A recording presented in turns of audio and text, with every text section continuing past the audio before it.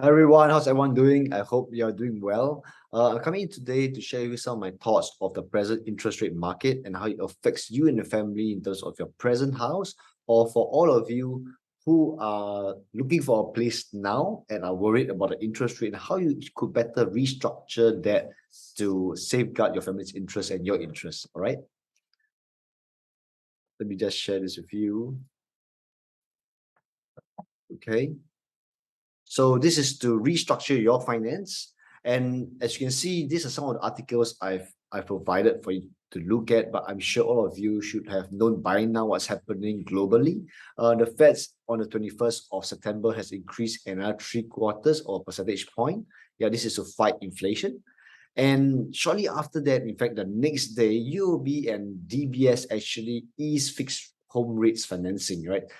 They were reviewing it because the rates are moving too fast, and therefore a lot of them prefer if you take on a floating rate, right? Okay.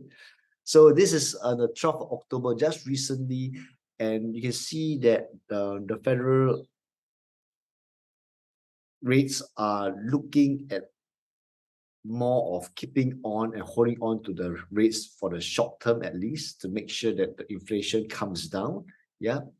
Um, but it seems that it did not happen because inflation still increased 0.4% in September, and this was on 13th of October. It's more than expected despite the rate hikes. So all these news article can more or less tell you what we can expect in the next few FOMC meetings. Yeah. This was published on the 4th of October, right? This tells you what are the present rates that DBS has for the second, third, and fourth and fifth, and they have something more interesting where you're able to put the FD and kind of balance out that rates to get a lower rate. Yeah, so this is what they have. And for OCBC, they have a 1 year rate, which is quite enticing at 3.35. If not, you can opt in for the 2 year rate at 3.5%. And this would be the SORA that they have. This is for the floating rate. And for UOB is at 3.75 and 3.85%. This was published, I think I showed this to you previously on the 16th of June, and this is basically what UOB actually forecasted at the time, what has been increased by far, right? What they expected to happen in July, in September, in December, and in March. And the expectation is that by end of the year, end of next year, you'll be at a 4%, right? Now, the new forecast as of 22nd of September, you can see that it has changed. Yeah, they're looking at from March 2023, right?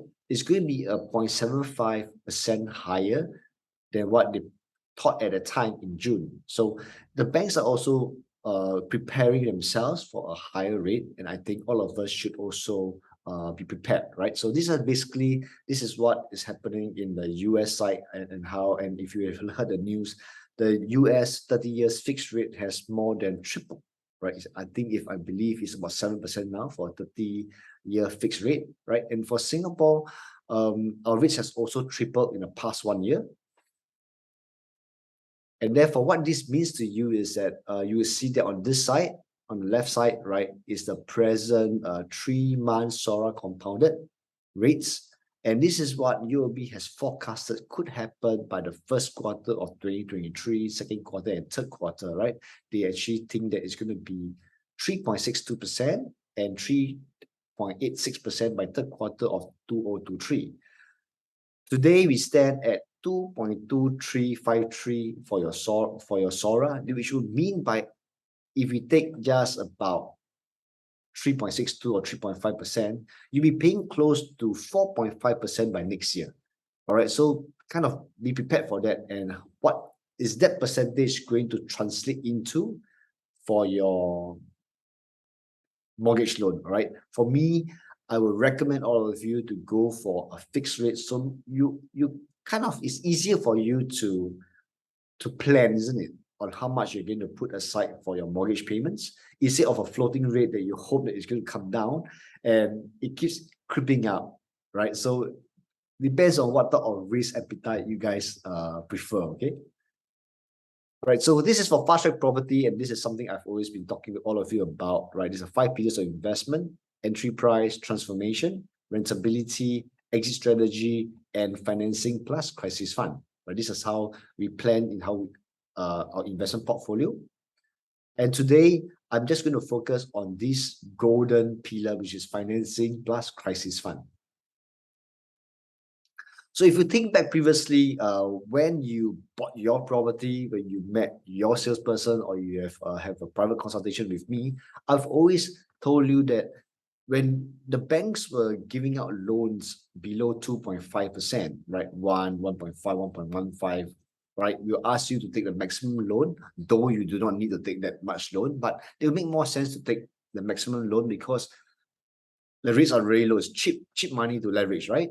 Right? Use more cash and keep a lot of CPF because CPF is generating you a very constant risk-free interest rate, right? So you have an arbitrage position. How your cash flow would have looked like at the time, right? This is all an estimate. I'm just trying to provide you some examples of what it could be in your household. Okay, so this is an example of this family earning a salary of $12,000, right? This is under earned income, all right? And of course, in this income, you also have your CPF component, yeah. And then you have your various expenses, food and entertainment, you have your parents' allowances, your insurance, all right? And they bought a property and they took on a 730K bank loan, yeah? This would immediately, when you take on a bank loan, you immediately, mortgage will pop up in your expense column, yeah, of 2,589. And if you use a CPF at the time, whatever you use, okay, so basically this liability column will be like as if bank A and bank B, right? You have one which is your commercial bank, the other one would be your CPF bank in a way, because whatever money you use from there, excuse me, you will have to pay it back with interest. So for 100K CPF usage, it would then mean or translate to a 2,500 yearly interest that you have to return back to them, which is your own account anyway. Yep. And because for the previous model, it's for you to keep more CPF. So for this family, they've only utilized 100K, they still have $200,000 in their asset column, right? So whatever that is the assets basically will translate to a passive income, whatever that's in liabilities would go into your expenses column, all right? So 200K will basically generate for this family a $5,000 passive income in their OA. Yep. And every month, whatever CPF that is contributed back into your account is not being used because you're using cash to finance your mortgage, isn't it? And that will mean growing this account to $30,000 plus minus in a year. And this will again translate for your following year an additional $700, okay, passive income a year. Yep. You hold on to a crisis fund. So this is also an important factor in terms of structuring your purchase. And this crisis fund is not for your mortgage payment, it's basically for your expenses. So you can see that this 60K is being derived by these three components of 3,000, 1,000, and 1,000, right? So it's about 5,000 a month, becomes 60K. And this is being basically placed in an FD. I didn't include your interest in your passive income here, but you could do that if you want to. The interest rates today for FD is quite good at about 3%. So shop around and get something good for yourself and put your money there for the next 15 months or 12 months. Yeah. And because of this, you can see that for this family wealth model, they're able to save aside about $2,000 a month. And basically for the after a year, they're about 24K, right? I'll ask you then to put 20K as a lump sum from your savings and put it into your CPF, right? That would then reduce your CPF liabilities by $20,000. At the same time, this movement of cash flow would then reduce your CPF interest here by $500. And at the same time, when this money is being pumped into your CPF, it reduces your expenses, but it goes into your asset column by another 20,000. You should then translate to an additional $500 a year. Okay, so previously that was the game plan and the strategy that I've asked all of you to consider doing, and this is recommended for you. It makes a lot of sense because the safety net has to be in place, right? You will not be in a position where you are in a desperate situation unless you mismanage your cash flow and your balance sheet, all right? But today, Now, things are different, isn't it? So when the tide change and the seasons change, you cannot do the same thing for all 4 seasons. It's a different strategy. And now the strategy has to change because things have changed dramatically, right? The banks today are offering rates of 3.75 to 3.85 just for your residential properties. For commercial, it's already at 4%, right? So just keep in mind that whenever you commit to something, yeah. Here, I was still ask you to use cash, all right? And the difference now for your CPF will only for you to hold on to a 12-month mortgage payments, right? That will double up as your crisis fund, right? So you take a minimum loan, and how this cash flow model is going to be like for this family is everything being the same, all right? But instead, now whatever that you thought you're generating here, all right, it's going to be less than the interest you're going to pay for your loans. Okay, so I'll ask you to just keep 30,000 here and pump in 170,000 into your to reduce your loan. Sorry, to reduce your loan here. Yeah, and because you do that, you mean your asset amount has come down, and therefore your passive income will have also come down to $750 a year for a 30K balance in the OA, right? And whatever money that is coming in every month is for you to put back into your mortgage, to pay off your mortgage also, yeah? Whatever savings that you have is also to put back into your home loan, to reduce that as much as possible. And you have done that, you have reduced your loan tenure by $190,000. So your balance would be $540,000, all right? So effectively, you kind of save that already in terms of interest because you're paying it off, right? And on the flip side, when you do this, your CPF liabilities has jumped up tremendously high, right? And therefore, the interest here has also gone up. Okay? Yep, the interest here has gone up, right?